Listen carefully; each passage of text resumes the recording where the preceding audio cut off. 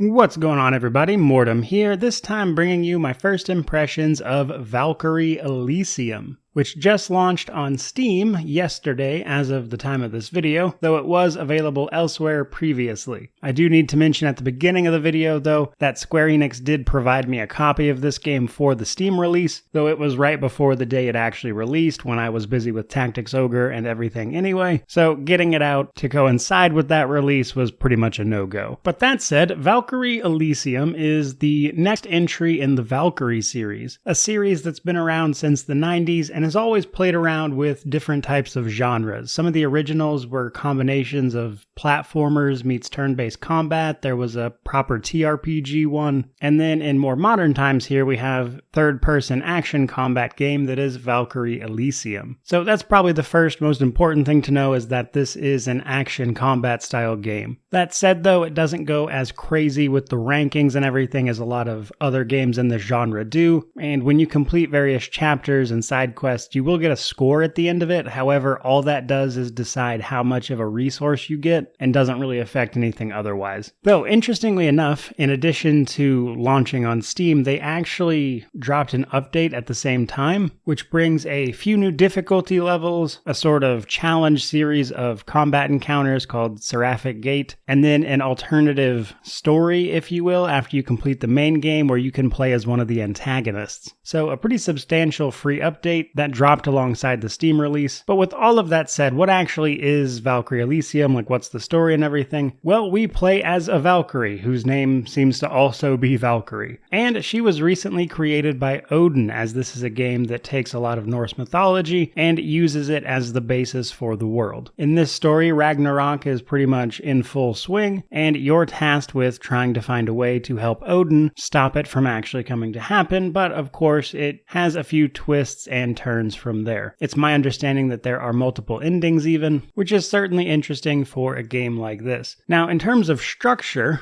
we start out in Valhalla after we complete a tutorial area, and from here we can choose which missions to undertake, which will see us moving through one of a few different zones, where we'll meet various spirits who can give us side quests as well as find a few collectibles, and ultimately just battle our way through to the boss fights. But some interesting notes there. The side quests are actually handled separately, so when you're in Valhalla picking a mission to go on, that's where you'll choose to go on the side quests, but you'll pick them up when you're doing the main story missions, which is a little odd. But in addition to this, pretty early on, you also get these summons available to you, and the summons are a huge part of combat, as summoning them, of course, gives you an extra person on the battlefield to help you out, but also each one of them is associated with an element, and various enemies are weak to various types of elements, as well as various types of weapons. There's a few different weapon types. Maximizing your damage comes down to using the right weapon, as well as the right element at the right time, as well as strategically summoning these various spirits to aid you. Furthermore, there is actually a sort of magic called Divine Arts as well, which will let you again perform a lot of elemental magic, which various enemies are weak to, and some of them are very powerful. But all of that kind of combines to make combat that is, for the most part, really fun. I'm curious to see where it goes in terms of depth, because if it's just a handful of elements and a handful of weapons, I think there comes a point where you've done pretty much everything you can do with a combat system like that. But in the beginning here, I'm having a lot of fun hacking and slashing my way through the thing. Though that said, the PC controls, keyboard and mouse, are a little bit clunky. You have to navigate menus with WASD. There is no cursor on screen. The mouse is primarily for camera during the combat, and then the camera itself is a little wonky if you get too close to walls. For the most part, it's fine, but if you're fighting in a smaller room and you get up on a wall, you're going to have a problem. So as I move to properly review this title, I think some of the things I'm going to keep in mind are how repetitive does this get, and what do those new modes look like specifically, because the new modes I can't actually access until I beat the game at least once, and I'm curious how much they're going to actually add to the experience, because what I've seen so far seems relatively limited in scope. It seems like just set stages where you fight a bunch of enemies, and while these stages are pretty significant significant in size, at least in some cases. The primary focus is, of course, the combat, and I'm curious to see if the combat system itself manages to be interesting enough to last a significant amount of time. But that's kind of where I'm at first impressions wise. Overall, though, I will say that I am having quite a bit of fun with it so far. The combat that I've played with is fun. It's also interesting that the summons sort of act as actual characters and companions along the story as well. And for the most part, the game seems pretty intuitive. There's even upgrade systems and skill systems, which I'll go over in more detail for the review. But overall, I'm liking what I'm seeing so far. I would, out of the gate though, be concerned with the amount of content versus the price of this one, as they are asking $60 for a genre that typically runs the $30 to $40 range. And I'm curious if some of the free content updates with the Steam release will be enough to justify that asking price. So those are kind of the things I'm looking at